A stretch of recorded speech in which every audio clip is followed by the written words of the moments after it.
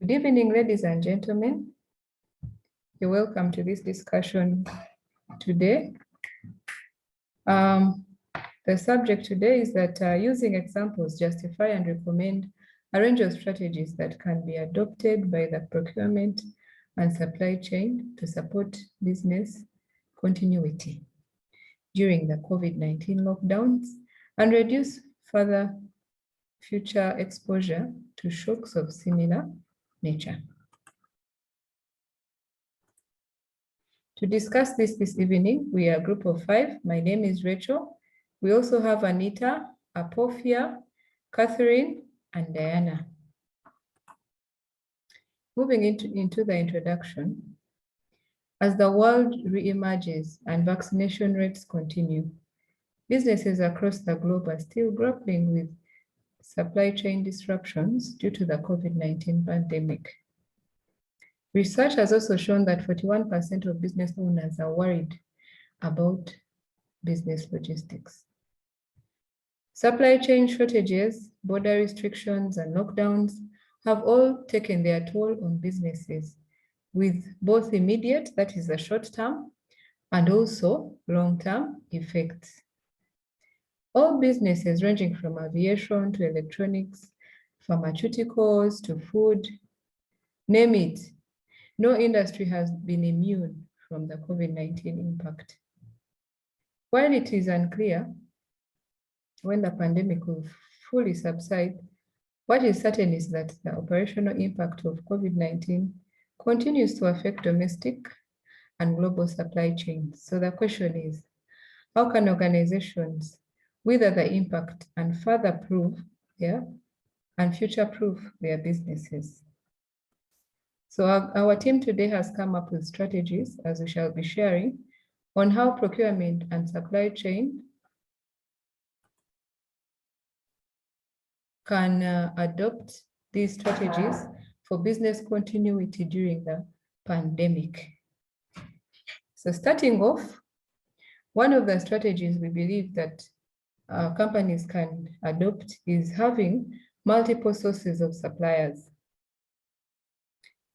In 2020, when the pandemic really hit hard, many organizations and firms in Uganda were really stranded when the Chinese and Asia were affected by COVID-19. Reason being that was their basic and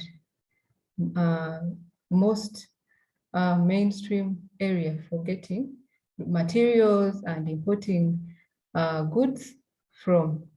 So when the COVID hit in Asia and hit China, many of the firms got stranded. So it should be a wake-up call for us now that we need to look at other areas, not only at a certain geographical area, not only at a particular supplier, but have as many sources as possible, such that in case there are disruptions like this, there is still continuity. Another strategy that companies can apply is making sure that they're agile and innovative. There are risks in continuing to do what you did before the pandemic. Now is the time to try out new opportunities, because if you continue with the way we're doing things, you'll find that you'll miss out. You will fall behind the train. Yeah, so for supply chains today, they have to show more agility and be flexible and resilient for improved visibility. So, for instance, online marketing should be more aggressive right now, because customers are not able to move out there and look and check out goods and services. These goods and services should be advertised aggressively on social media and other platforms that can be accessed by customers. So take, for instance, also restaurants. They can adopt methods of ensuring that customers pre-order online, so that when the restaurant can have the orders online, they can plan accordingly, not to waste resources, and also know which customers actually will be having food with them. In that way, they can save on resources, and the processes will be faster and more efficient. Other methods to look out are door-to-door deliver it, just to mention a few. But there could be other differentiators that organizations can take up, say like great service, to make them stand out and be more competitive in this pandemic. Another point is diversification. Procurement and supply chains need to enter other businesses and avenues that are more relevant now in the pandemic and scale down on some streams that even might have been their mainstreams, such that they can stay relevant. For instance, right now, bars are closed, and you find that an alcohol manufacturer may need to now venture into something else, maybe making sanitizer, since they have the same raw materials. So organizations have to have a think tank and sit and ponder ways on how they can venture into other avenues and still survive. Okay, I will now hand over the virtual microphone to my colleague, Apofia. Apofia, over to you. Thank you, Rachel. I think as we are looking at strategies which organizations can adopt to continue in service as the pandemic has hit hard, we can look at digitalization. I think it's wise for organizations to go digital because the pandemic has made it very difficult for them to meet, to have their physical meetings with the stakeholders of the business, like customers and suppliers.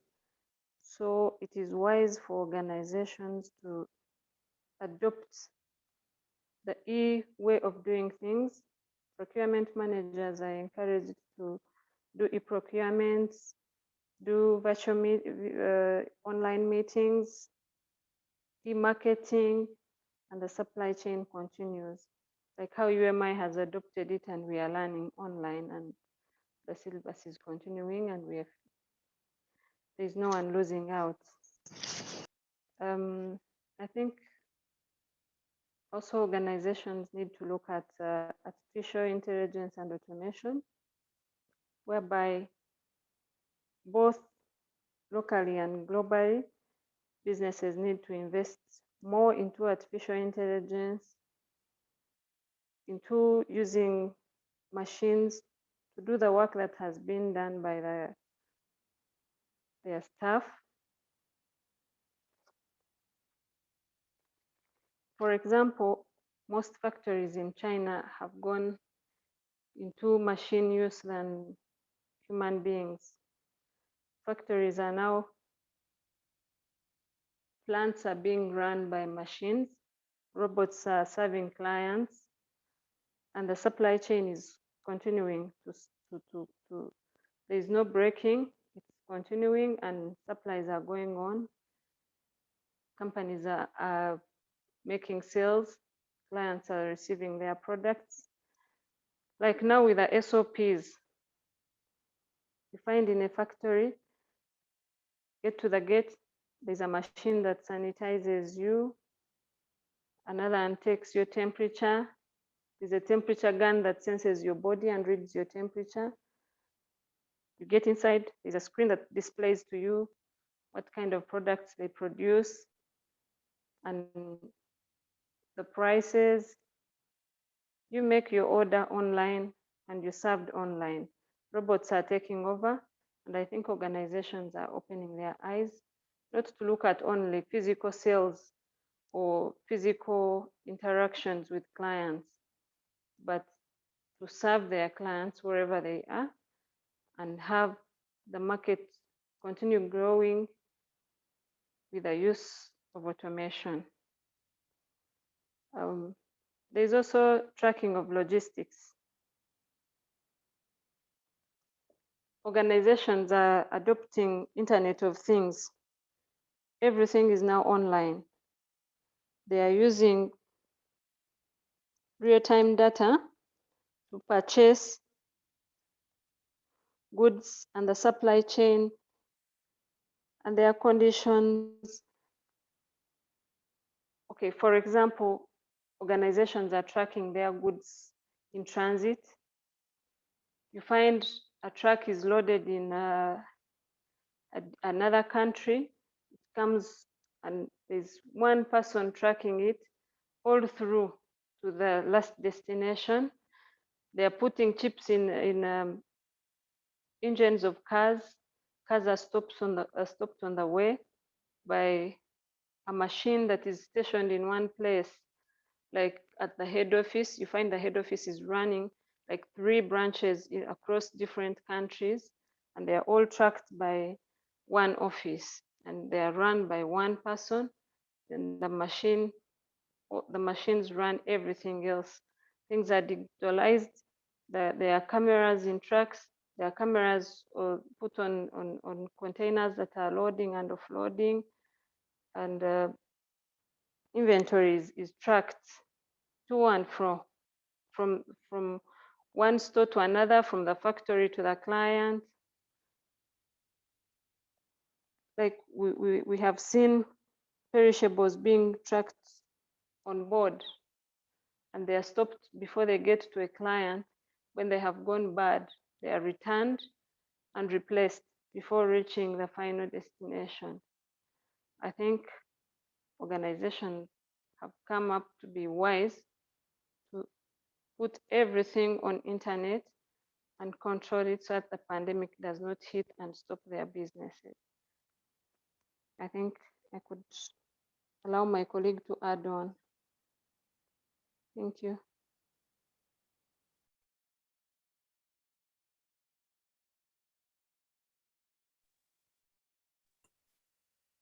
Thank you, Apofia. We will now have Anita next.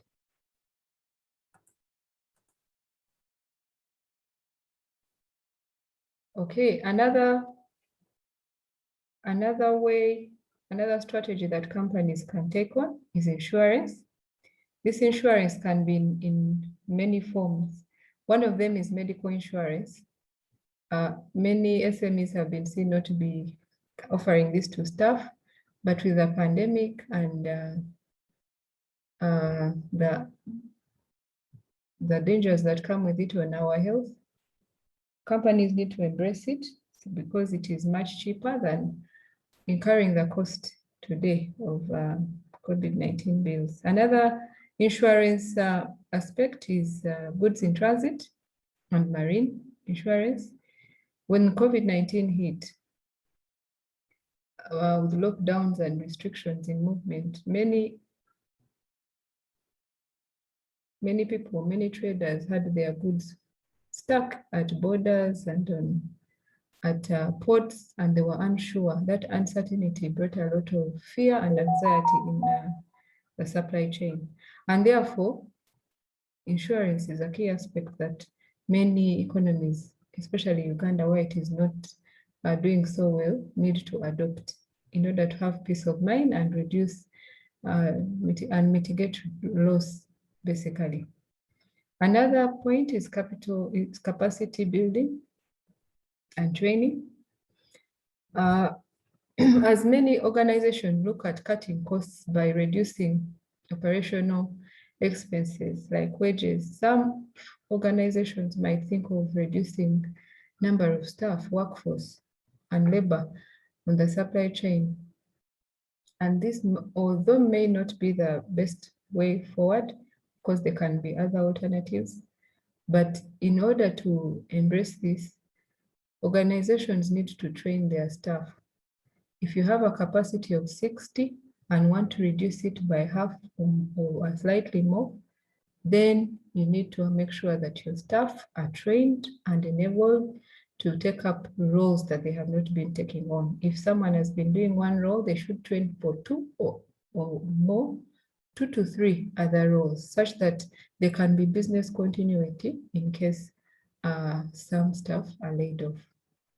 Buffer stock is also another way where procuring entities can make sure that they beef up and have enough inventory to take them up for a good time in the future, such that in case they are run out of stock, they can always run to the surplus they have in inventory.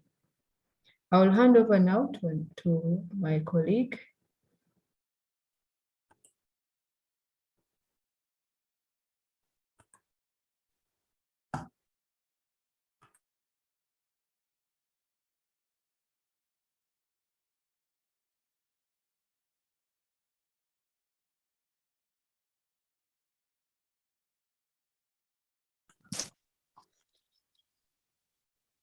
Yes, another point, it is customer and contracts management. This is where procuring entities need to move away from general verbal agreements. This is where procuring entities, you have to make sure that if you've made a contract with a supplier, it is mutually binding. Is it illegal? To make sure that in case of anything, the suppliers are able to meet their end part. To remove the risks of being able to be conned, because we know with the pandemic, people are looking for all ways of making money. So this has taught us, or it has taught organizations to be vigilant, make sure that the contract you're making with a supplier is it reliable. Another point is customer relationship management. This is basically about communication. Organizations have to ensure that they're in touch with their customers, even in the lockdown. They should go the extra mile to engage more with their customers, be on a personal level with them, let them know how their products are, deliver to them if possible door to door, get inquiries about how their services have been even with the pandemic in progress, get to know about all those things. Another thing is supporting local suppliers. Here we are looking at with the pandemic and the lockdown in place, movement is little. So organizations have to look at sourcing from the local suppliers who are home. They have to consider them and make sure that they also purchase from them. Because now you cannot entirely base yourself on suppliers that are abroad. The lockdown movement is little. And the next point,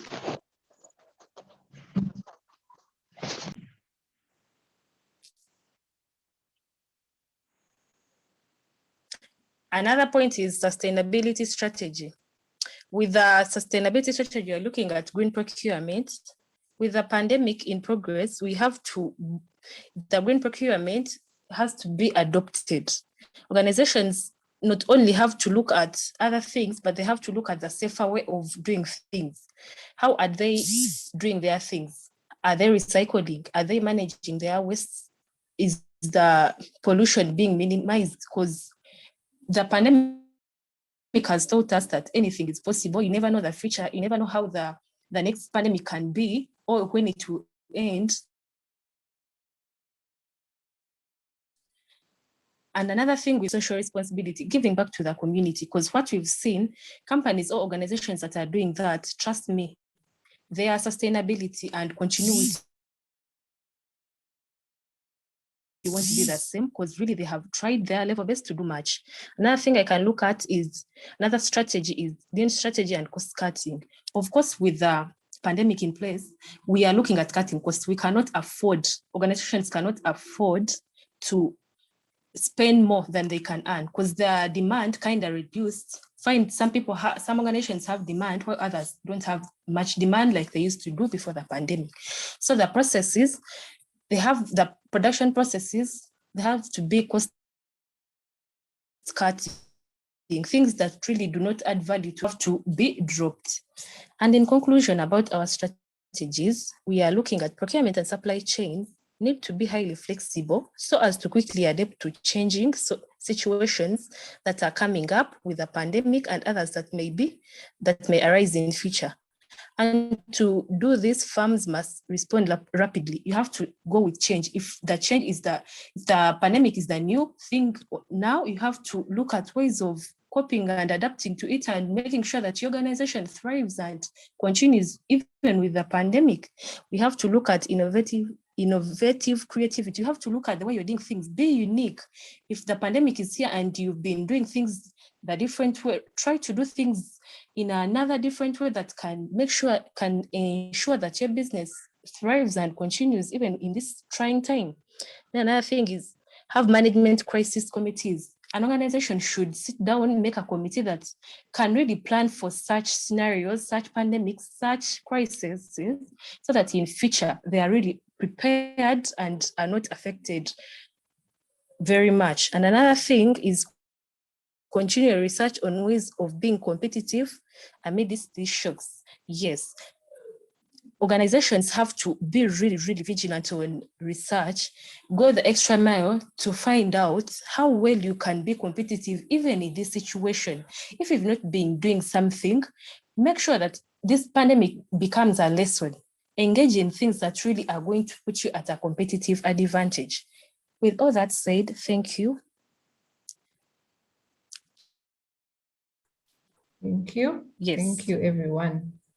That brings us to the end of our session. Thank you, ladies.